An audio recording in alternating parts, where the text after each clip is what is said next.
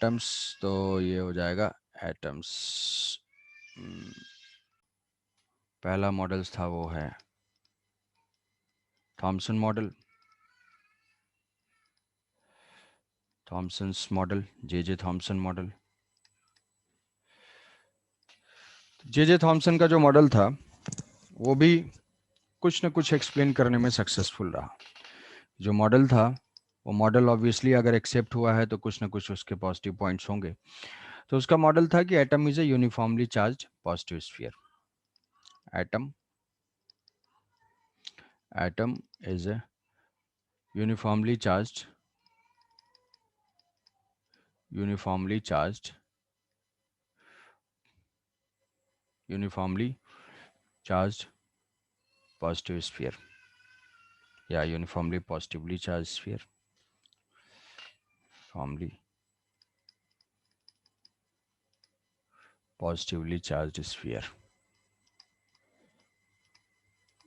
जो एटम है वो यूनिफॉर्मली पॉजिटिवली चार्ज स्फीयर है, पॉजिटिव चार्ज है उसमें, कंप्लीट एक स्फीयर है एटम जो है, और वो एटम जो है वो पॉजिटिव चार्ज का है and electrons are embedded in it.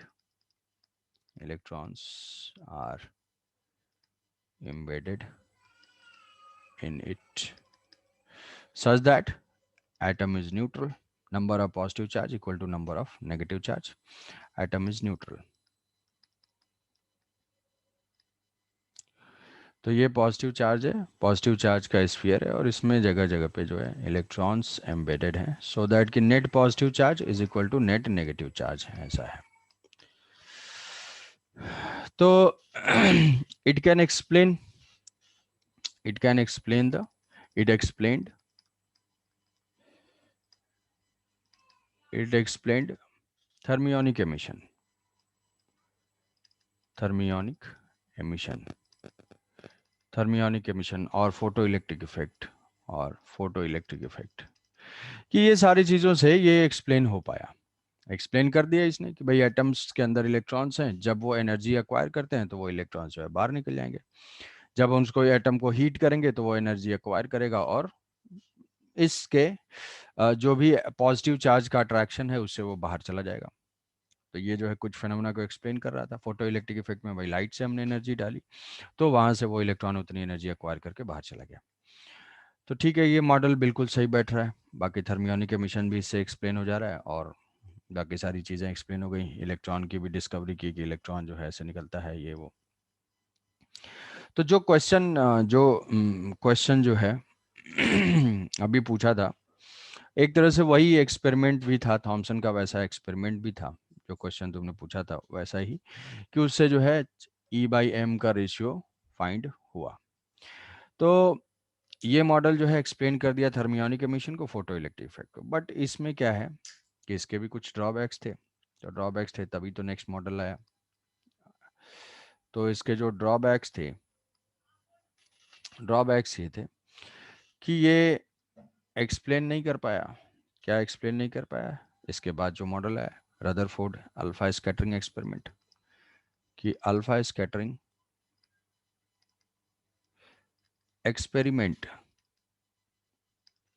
ये एक्सप्लेन नहीं कर पाया कि अगर पॉजिटिव चार्ज होता तो अल्फा स्कैटरिंग एक्सपेरिमेंट में जो फाइंडिंग्स थे वो बिल्कुल इस मॉडल के अगेंस्ट थे। अल्फा स्कैटरिंग एक्सपेरिमेंट में ये था कि most of the alpha particle goes undeviated. तो अगर एटम पॉजिटिवली चार्ज स्फीयर होता तो अल्फा पार्टिकल जो कि हीलियम न्यूक्लियस है, जो कि पॉजिटिवली चार्ज है, तो वो अगर हिट करता तो सारे अल्फा पार्टिकल्स जो हैं वो कुछ ना कुछ लार्ज डेविएशन शो करने चाहिए थे ड्यू टू रिपल्शन, बट ऐसा हुआ नहीं। Most of the alpha particle goes undeviated, या बहुत ही कम 1 degree 2 degree small deviation show किए। तो पहला तो अल्फा स्कैटरिंग एक्सपेरिमेंट को नहीं कर पाया, दूसरा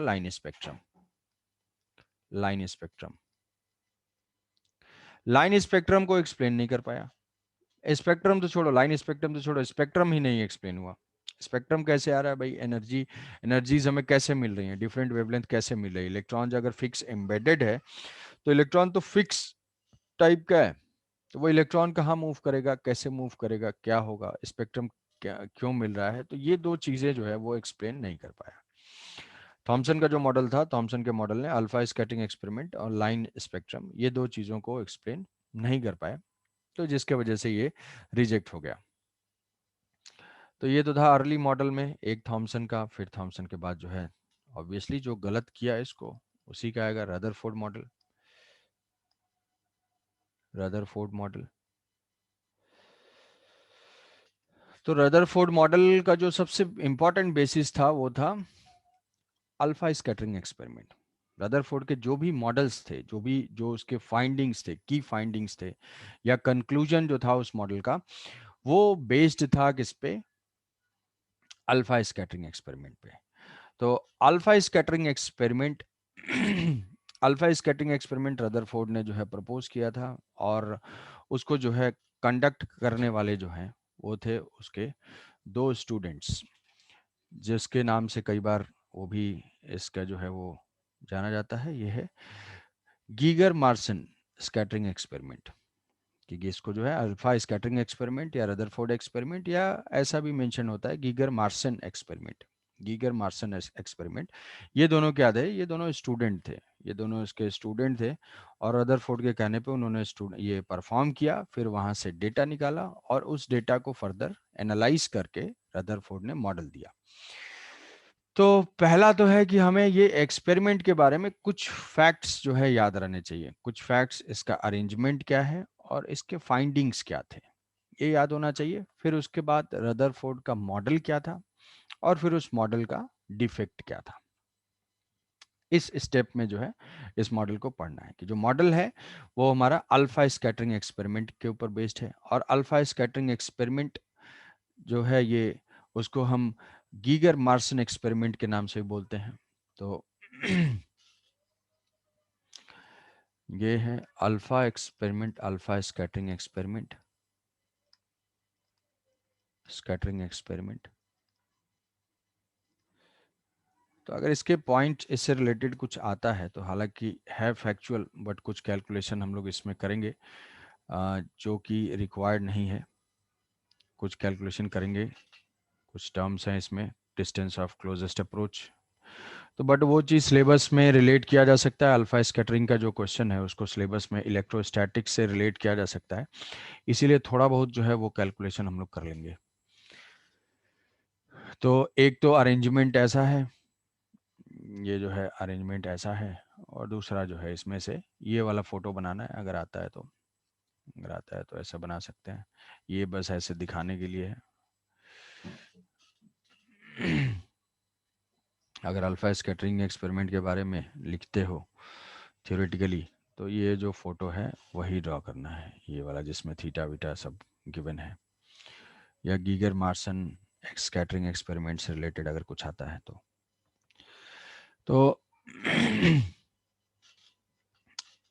तो इसमें ये जो है ये सोर्स है। अल्फा पार्टिकल जो है, alpha particle is a helium nucleus, alpha particle is helium nucleus, helium nucleus. Helium nucleus जो है, हीलियम न्यूक्लियस का चार्ज जो है वो 2e होगा, और मास जो है वो 4 times of mass of proton होगा। तो अल्फा पार्टिकल एक हैवी पार्टिकल है। अल्फा पार्टिकल ऐसे लाइट नहीं है कि वो जो है, मतलब एक हैवी पार्टिकल है, और उसमें अगर वो कोलाइड करता है और वो डिफ्लेक्ट होता है या फिर रिबाउंड करता है, रिबाउंड करता है, इसका मतलब वो जरूर किसी न किसी हैवी पार्टिकल से ही कोलाइड कर रहा होगा। कि अगर लाइट पार्टिकल होता तो चलो किसी भी पार्टिकल के साथ कोलाइड करके वो रिबाउंड कर जा रहा होता। तो इसमें उन्होंने ये देखा, ये जो इसके ऑब्जर्वेशन थे, जो फाइंडिंग्स थे, कि 0.14%, 0.14% ऑफ द अल्फा पार्टिकल्स, जितने भी ये अल्फा पार्टिकल्स यहाँ से निकल रहे हैं, ये अल्फा पार्टिकल्स जितने भी गए और ये डिफरेंट डिफरेंट ऐसे स्कैटर्ड हुए, तो उस स्कैटरिंग में 0.14%, 0.14% जो है उतने, मतलब ये हो जाएगा कितना, 14, 14 इन 10,000, 14 इन 10,000, 10,000 अल्फा पार्टिकल्स में से जो 14 ही थे वो जो है 1 डिग्री का डेविएशन शो किए, 1 डिग्री डेविएशन। ये फैक्ट है कि कितना, मतलब most of the alpha particle goes undeviated, most of the alpha particle goes undeviated, समझ लो मतलब 99%, 99% जो है वो अनडेविएटेड हो गया, अनडेविएटेड। थोड़ा बहुत स्मॉल डेविएशन जो शो किए वो परसेंटेज भी बहुत कम है, वो परसेंटेज ये जो है ये दिखा रहा है यहाँ पे कि भाई ज्यादातर जो है अनडेविएटेड चले गए। और कुछ स्मॉल डेविएशन जिसको बोला गया है कि 1 डिग्री डेविएशन जो है वो सिर्फ 0.14% अल्फा पार्टिकल सफर कर रहा है, मतलब नंबर के लिए 10,000 में से सिर्फ 14 अल्फा पार्टिकल्स ही सफर कर रहे हैं।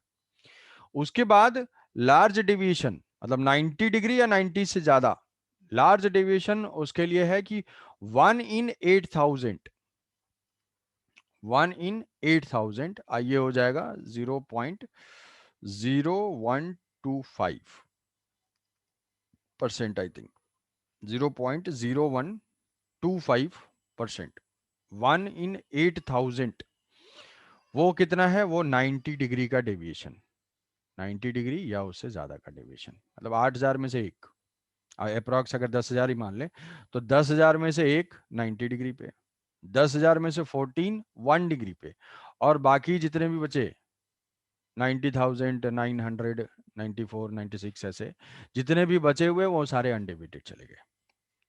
तो इसका ऑब्जर्वेशन ये हुआ कि large number of alpha particle goes undeviated, large number of alpha particle goes undeviated, large number of alpha goes undeviated, undeviated चले गए।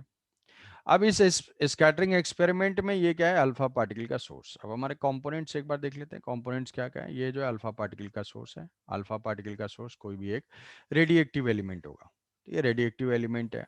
रेडिएक्टिव एलिमेंट के लिए कोई भी रेडिएक्टिव एलिमेंट हो सकता है, जो कि यहाँ पे, तो यहाँ पे जो यूज हुआ वो शायद बिस्मथ यूज हुआ था, बिस्मथ यूज हुआ था इसमें। और ये जो है यहाँ से कंटेनर में, किसी कंटेनर में यहाँ पे प्लेस्ड है, सोर्स ऑफ अल्फा पार्टिकल्स यहाँ पे है। और यहाँ से अल्फा पार्टिकल्स हर डायरेक्शन में रैंडमली कर रहा है, तो अल्फा पार्टिकल्स हर डायरेक्शन में रैंडमली एमिट करेगा, डायरेक्शन कोई फिक्स नहीं है। तो इसको कोलिमेट करने के लिए यहाँ पे ये कोलिमेटर लगा हुआ है। कोलिमेटर क्या है, लेड के ब्रिक्स हैं। लेड ब्रिक्स क्या होगा, जो एक्स्ट्रा इधर उधर डाइवर्ट करने वाले हैं उनको एब्जॉर्ब कर लेगा। अब इनकी ज़रूरत क्यों है, इनकी ज़रूरत इसलिए कि जैसे मान लो कि लेड ब्रिक्स नहीं होते तो भाई सोर्स ही इधर, सोर्स ही जो है अल्फा पार्टिकल्स दे रहा है रैंडम डायरेक्शन में, सोर्स जो है वो रैंडम डायरेक्शन में अल्फा पार्टिकल्स दे रहा है, और वो भी आके इस स्क्रीन पे, ये जो है क्या है, ये जिंक सल्फाइड की स्क्रीन है, जिंक सल्फाइड की स्क्रीन है। जब इस पे कोई भी एनर्जेटिक सब एटॉमिक पार्टिकल आके स्ट्राइक करेगा तो ये एक रेडिएशन, एक स्पार्क टाइप का जनरेट करेगा। तो ये जिंक सल्फाइड की स्क्रीन है, जिंक सल्फाइड की स्क्रीन यही जो है मोस्टली यूज होती है। तो इस स्क्रीन पे अब मान लो ये लेड ब्रिक्स नहीं होते तो ये जो है ऐसे सीधे आके जिंक सल्फाइड पे स्ट्राइक करता, तो हमें लगता कि क्या है, ये तो इससे इसी से डेविएट होके जा रहा है। तो ये जो हम इसको काउंट कर लेंगे भाई, इसमें 14,000 में 1 में काउंट कर लेंगे कि अरे यार ये तो ज़्यादा डेविएशन हो रहा है। तो इस चीज़ को रेस्ट्रिक्ट करने के लिए कि बिल्कुल यूनी डायरेक्शनल एक बीम टाइप से अल्फा पार्टिकल को मुझे स्ट्राइक करना है, बीम टाइप से अल्फा पार्टिकल को स्ट्राइक करना है, तो इसके लिए कोलिमेटर्स लगे हुए हैं। कोलिमेटर्स एक तरह से बैरियर मान लो, बैरियर जो कि एक्स्ट्रा अल्फा पार्टिकल को एब्जॉर्ब करते हैं।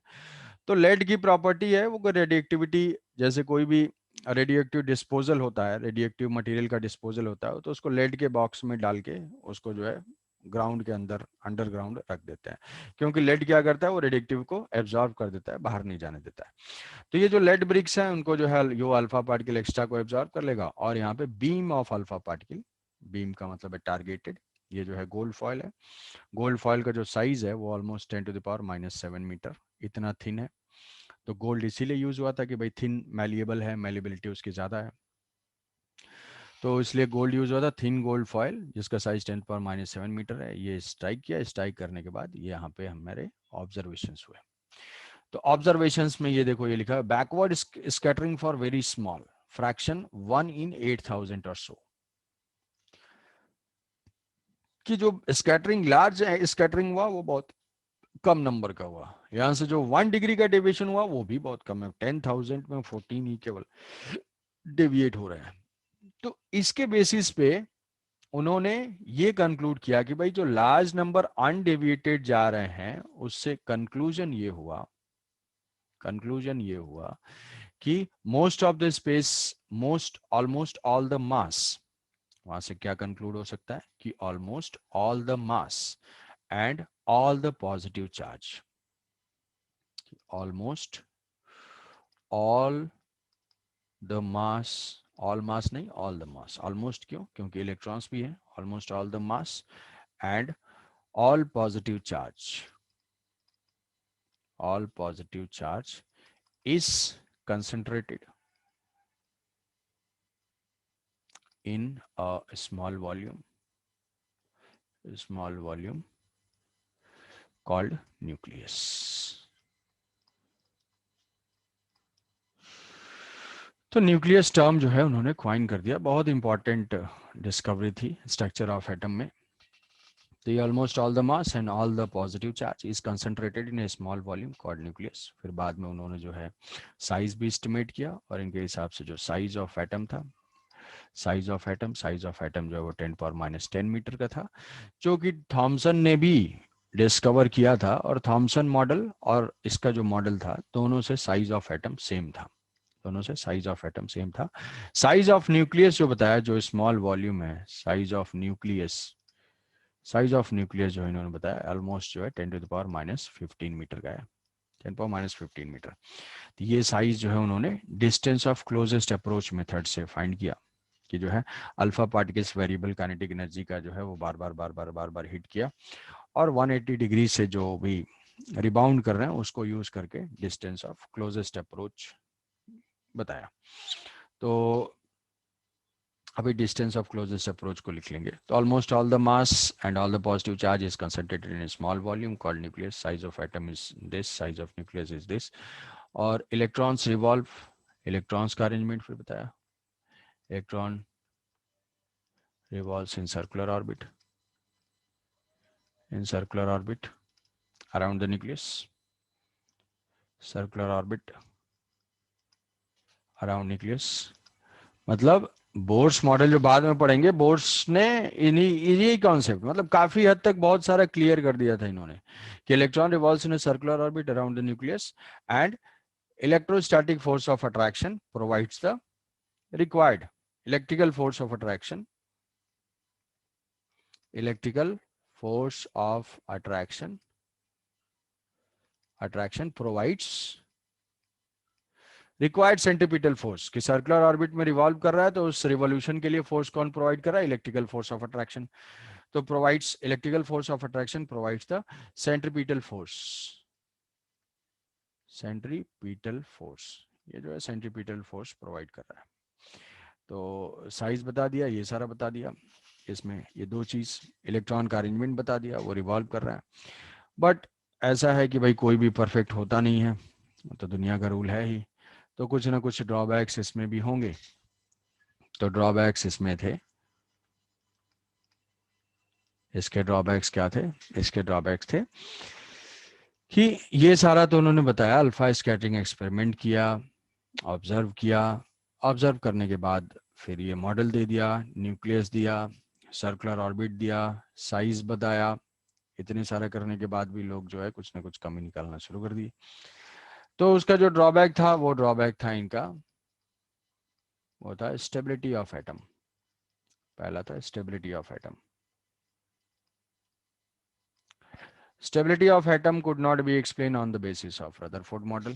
रीजन ये है क्योंकि कोई भी एक्सेलेटेड चार्ज पार्टिकल की इलेक्ट्रोमैग्नेटिक वेव के हिसाब से, इलेक्ट्रोमैग्नेटिक की जो कोई भी इलेक्ट्रोमैग्नेटिक रेडिएशन जो एमिट होती है वो एक्सेलेटेड चार्ज पार्टिकल से होती है according to Maxwell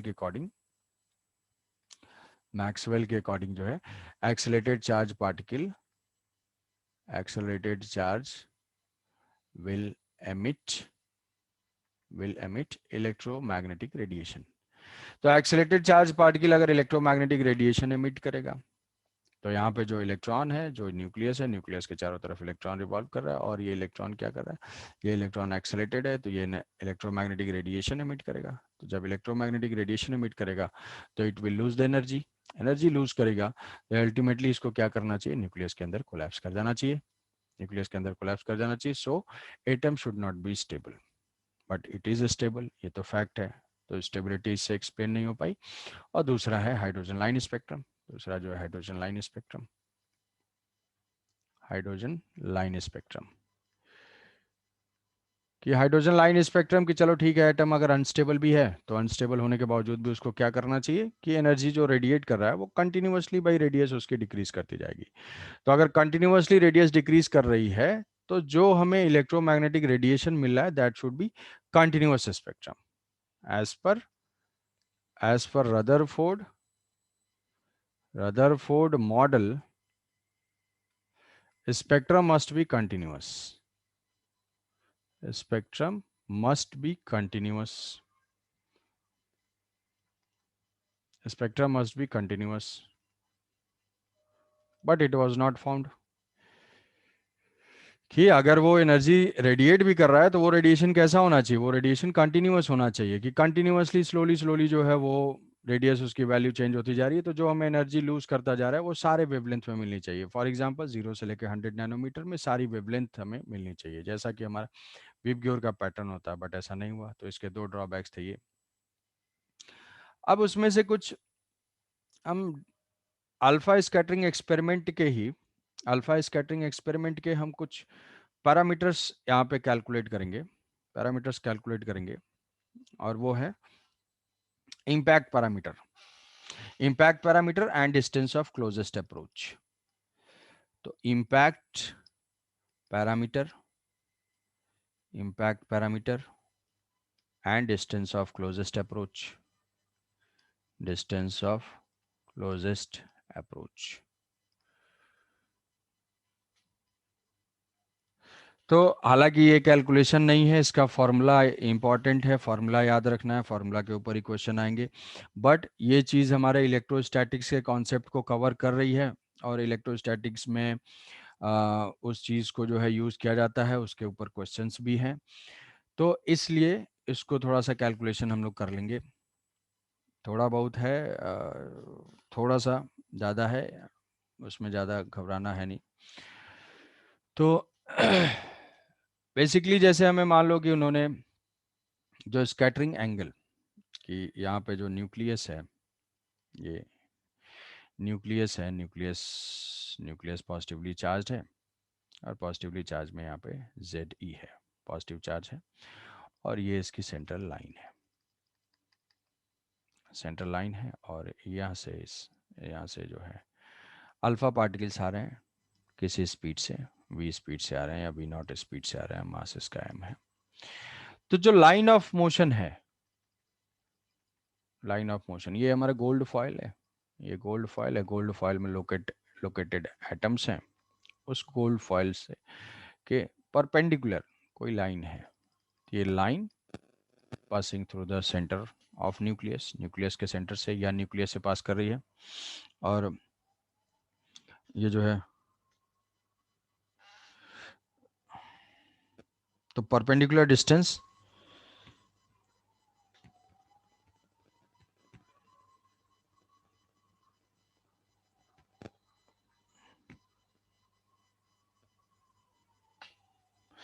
perpendicular distance between the line of motion and central line is called impact parameter।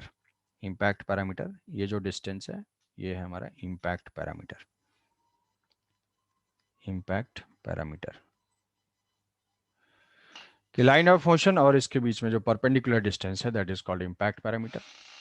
तो इम्पैक्ट पैरामीटर है, यहाँ से ये वेलोसिटी से इसको प्रोजेक्ट किया गया तो ये जो है फाइनली ये ऐसे मूव करेगी और किसी भी इंस्टेंट पे क्या होगा, इसके बीच में इलेक्ट्रोस्टैटिक रिपल्शन होगा, क्योंकि अल्फा पार्टिकल है, अल्फा पार्टिकल के ऊपर कितना चार्ज भाई 2e, अल्फा पार्टिकल के ऊपर 2e चार्ज। तो ये रिपेल करेगा तो ये अपने पाथ से थोड़ा डेविएट होगा, डेविएट होते होते जो है फाइनली ऐसा कोई ऐसे किसी पाथ पे चला जाएगा। ठीक है, तो ये जो फाइनल पाथ है, फाइनल जो डायरेक्शन है, फाइनल डायरेक्शन और इनिशियल डायरेक्शन के बीच में ही जो एंगल होती थी वो क्या होता था, एंगल ऑफ डेविएशन। ये हमारा इनिशियल लाइन ऑफ मोशन है और ये है final line of motion, final line of motion. तो ये क्या हो जाएगा,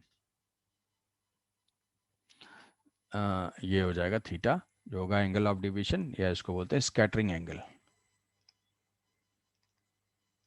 स्कैटरिंग एंगल, स्कैटरिंग एंगल है। तो ये जो है स्कैटरिंग एंगल है। अब ये किस स्पीड से जाएगा? ये जो है स्पीड होगी इसकी v naught, v naught speed से ही जाएगा। क्या स्पीड कांस्टेंट रहेगी? स्पीड कांस्टेंट रहेगी। क्यों स्पीड कांस्टेंट रहेगी? क्यों कि क्या कोई पूछेगा कि क्या अल्फा स्कैटरिंग एक्सपेरिमेंट में conservation of mechanical energy valid है? यस, बिल्कुल वैलिड है। Conservation of mechanical energy apply कर सकते हैं। क्यों कर सकते हैं? क्योंकि इलेक्ट्रिक फील्ड ही तो इन्वॉल्व है, और इलेक्ट्रिक फील्ड क्या है? एक कंजर्वेटिव फील्ड है। क्या यहाँ पे conservation of linear momentum valid है? Conservation of linear momentum valid है या नहीं? अब कंजर्वेशन ऑफ लीनियर मोमेंटम हम देखेंगे तो यहाँ से इनिशियली क्या है, अल्फा पार्टिकल का हॉरिजॉन्टल डायरेक्शन में लीनियर मोमेंटम था, बट फाइनली क्या है, वो किसी एंगल पे जा रहा है। तो किसी एंगल पे जा रहा है तो उसका एक्स में भी मोमेंटम है और वाई में भी मोमेंटम है। तो वाई में तो मोमेंटम नहीं था पहले, और अभी वाई में मोमेंटम जनरेट हो गया। वो वाई में मोमेंटम क्यों जनरेट हुआ? वो वाई में मोमेंटम जनरेट हुआ ड्यू टू इलेक्ट्रिकल फोर्स। तो क्या कभी भी फोर्स एक्ट करेगा तो मोमेंटम कंजर्व नहीं करा सकते? मोमेंटम कंजर्व कराया जा सकता है, बट ये मूव नहीं कर रहा है, ये जो है फिक्स्ड है। तो जब ये फिक्स्ड है, जो गोल्ड फॉइल का न्यूक्लियस है वो फिक्स्ड है, तो वहां से तो कुछ ना कुछ फोर्स एक्ट कर रहा होगा। तो अगर मैं सिस्टम के बारे में सोचूंगा, पार्टिकल, अल्फा पार्टिकल और न्यूक्लियस में, तो इस सिस्टम के ऊपर एक्सटर्नल फोर्स जीरो है।